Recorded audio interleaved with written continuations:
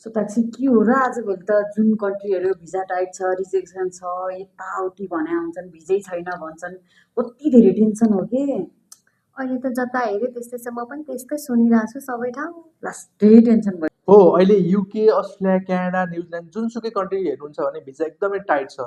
तर टाइट छ भनेर चाहिँ भिजा दिँदै नदिने भन्ने चाहिँ होइन, किनकि तपाईँको सुरुमा चाहिँ तपाईँले के ध्यान दिनुपर्छ भने सुरुमा कुन कन्ट्री अप्लाई गर्दैछु र त्यो कन्ट्रीमा के चिजहरू चाहिन्छ, जस्तै कि एकाडेमिक राम्रो चाहिन्छ कि या त इङ्ग्लिस टेस्ट गर्नुपर्ने हुन्छ कि, त्यो मात्र नभएर तपाईँको डकुमेन्टेसन पार्ट, फाइनेन्सियल पार्ट कस्तो बनाउनुपर्छ, के गर्नुपर्छ, यो सम्पूर्ण कुराहरू राम्रोसँग बुझेर अप्लाई गर्नुभयो भने चाहिँ भिजा दिने चान्स एकदमै हाई हुन्छ।